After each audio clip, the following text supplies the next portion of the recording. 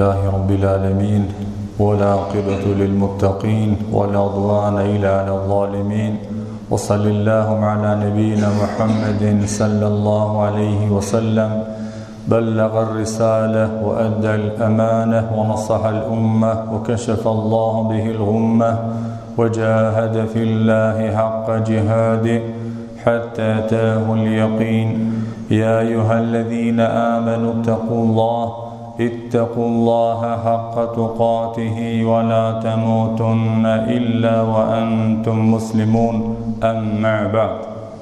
Allah në falenderojmë edhe vetëm prej Tij ndihmë, falje, udhëzim kërkojmë.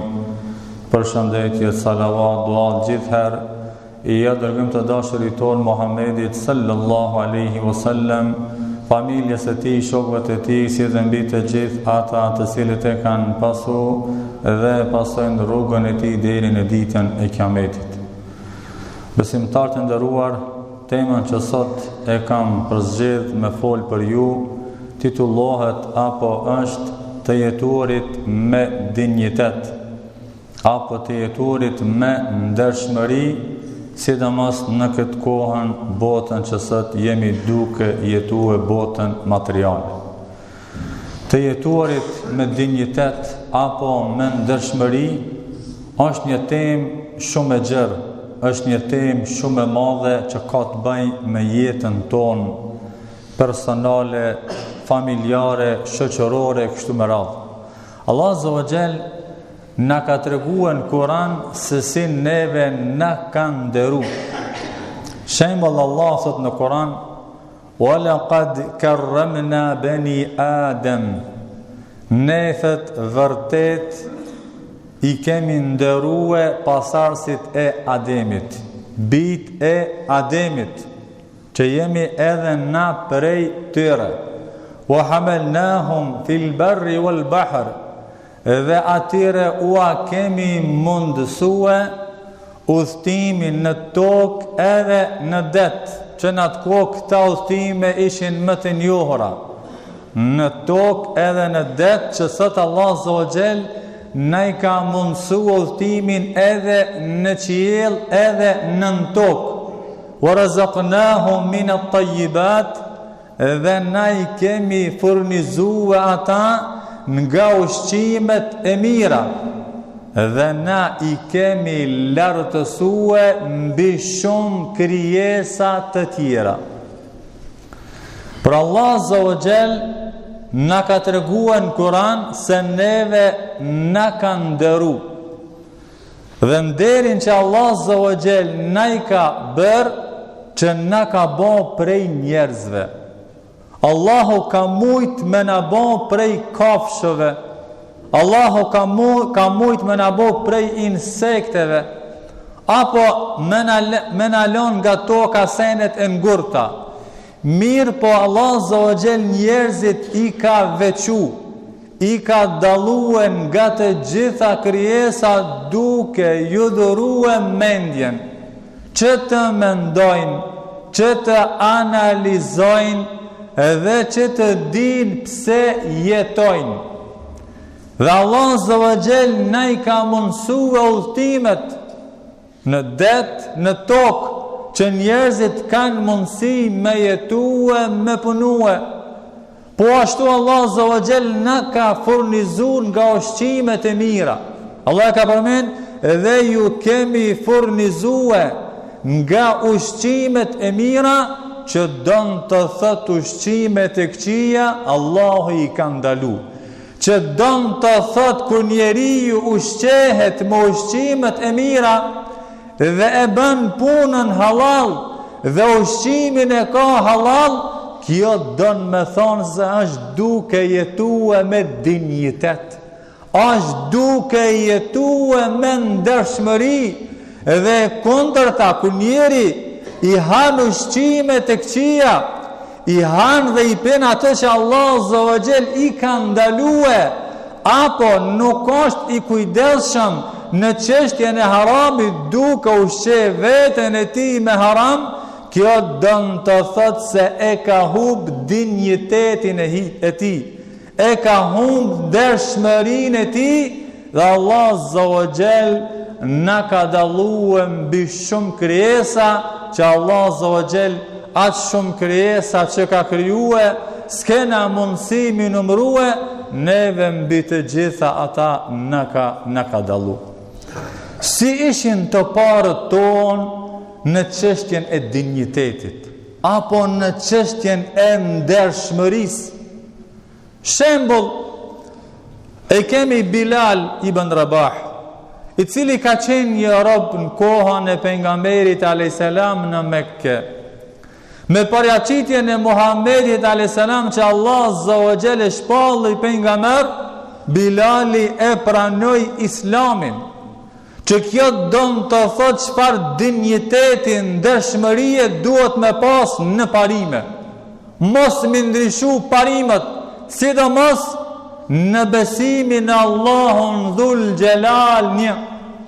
Pasi që Bilali e pranoi Islamin, paria e Mekës që ishin kundërshtarët e Muhamedit alayhis salam u nervozun shumë, u idhënon shumë edhe me Bilalin, sa që morën Bilalin në të nxehtin më të madh në shkretir, e qitën në diellin shumë të nxehtë, i vendosën gurin në trupin e tij, edhe po i thojnë mohoje Allahun.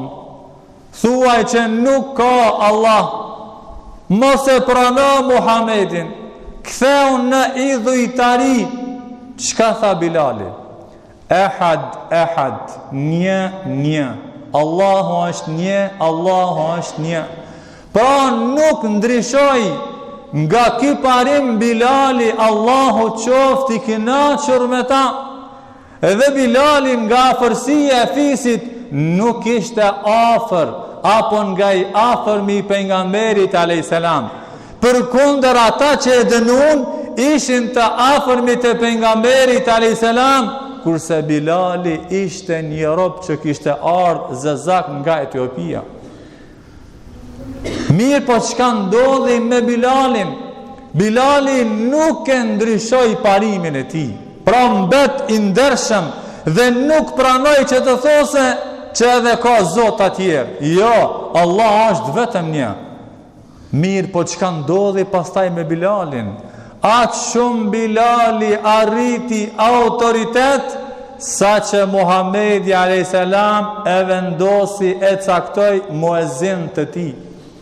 Para mendoni çfarë dinjiteti, çfarë ndjeshmërie don të thotë me qenë muezini pejgamberit alayhis salam, dhe nderin ditën e kiametit, kështu përmenet Bilali, Allahu qoftë i kënaqur me ta, i ndershëm, i ngritur, i lartë me dinjitet, kurse ata të cilët edhe pse ishin arab edhe ishin të afërmit e Muhamedit, ata mbetën të pështruar, të nënçmuar, që kështu deri në ditën e kiametit kanë mësue se kush ishin ata, dhe Allahu edhe ma shumë do t'i turprojnë ditën e kiametit.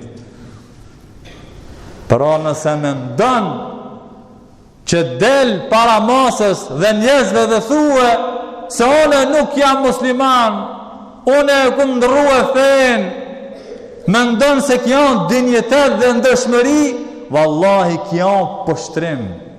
Kjo poshtrim që e ki poshtru dhe e ki njërua vetën tënde. Kjo kështu është, edhe s'ka mundësi ndryshe me qenë. Edhe kemi me mbet të poshtruar, ju ata të cilët dilni me kësi mendime, bindje, fushata të këqia, kishe na tash jemi bo ma të ndershëm edhe ma të lartë, pasi që i kemi ndru fejnë. Jo, nuk e keni ndru fejnë. Ajo që ka jeni të bo, ju kjo dhe me thonë që asë në fejë se një konë, se nuk ka mundësi një besimtari sinqert, sikur se ishte, sikur Bilali me ndru fejnë Allahu Dhul Gjelal. Pra, vetëm dëgjojnë e si mbet historia e Bilalit dhe si ka me mbet historia juve.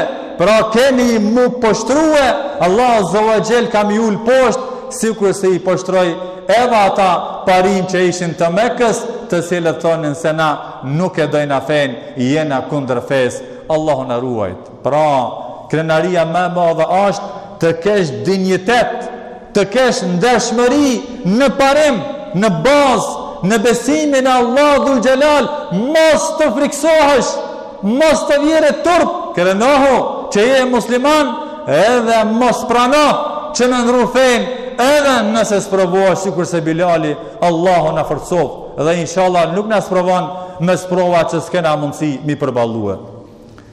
Dinjiteti apo ndershmëria në çështjen e vetvetes tonë. Shembull e kemi Ebu Dher al-Ghifari. Ebu Dher al-Ghifari ishte një prej shokëve të Muhamedit a.s. që nuk kishte shumë pasuri dhe kishte nevojë që njerëzit më ndihmu. Megjithatë nuk ka pranuar që askush më ndihmu.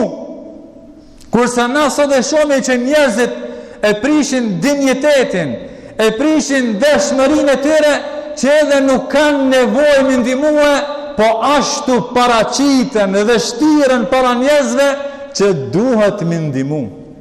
Thjesht bëhen mashtrues, thjesht edhe e nënçmojnë veten e tyre, e prishin dëshmërinë e tyre. Ebu Dher al-Ghifari kishte nevojë më ndihmu dhe ishte një njeri dalluar, megjithatë edhe nga udhëhecit të asaj kohe që dashten më ndihmue, jo, nuk pranojnë ndihmë prej askujt. Du me jetue me dinjitet, du me jetue me ndeshmëri.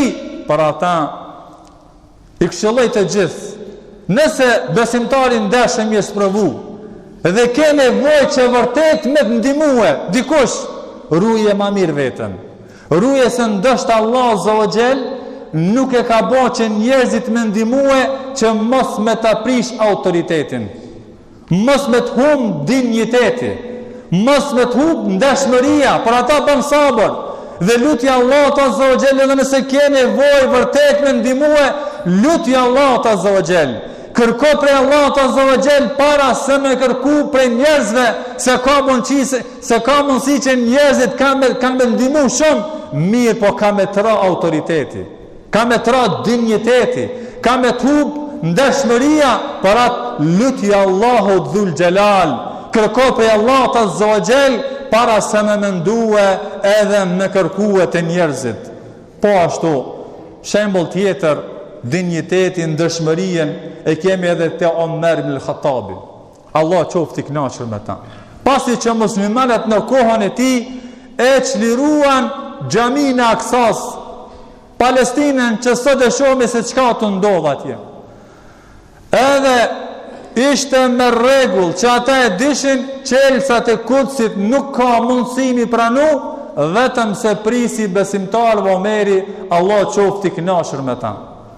Edhe Omeri kuran prej Medinës në xhamin e Aksas në Kuds, komandantat e tij I than, o prisi muslimanve, pse nuk je vesh ma mirë? Pra, a din se kush janë këta? Ti e udhëhet si kretë muslimanve, pse nuk je vesh ma mirë? Kështu nuk na pëlqen pamja jote. Tha ju komandanta, o ju ushtar, o ju besimtar, kemi qenë njerëzit më të poshtrum, arabët, idhujtar, s'na kanë njoftë askush.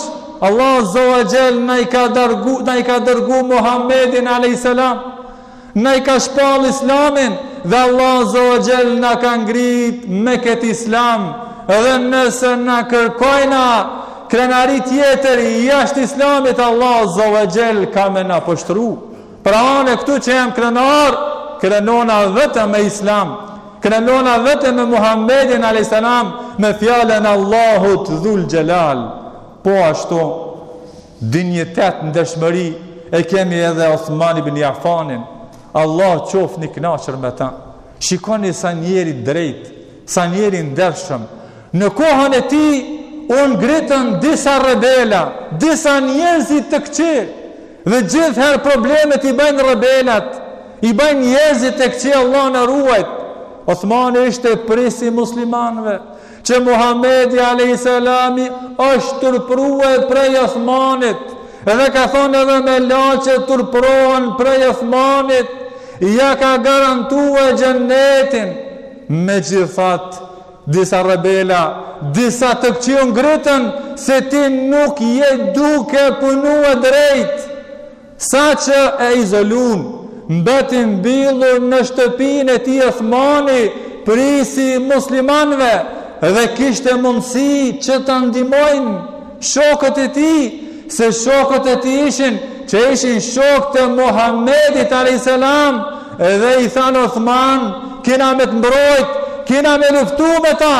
Jo, nuk pranoj, tha, për shkak të meje, që të derdhe gjaku i muslimanëve.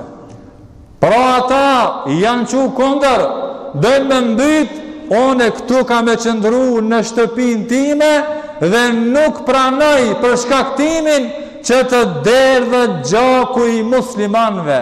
Edhe vërtet nuk pranoj dhe e mbitën në shtëpin e ti, duke lexu Kur'an, duke lexu fjalën e Allahut Dhul Jalal.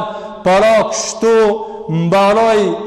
ndroi jetë Osmani me dinjitet, me ndeshmëri, duke rujt gjakun e muslimanëve, kurse ata rebel, ata të këqi, deri në ditë kiametit kanë me të pështruar, dhe Allah Azza wa Jall mas shumti do t'i pështroje në ditën e gjykimit. Allah na ruaj të gjithëve, Allah na përmirësoj të gjithëve.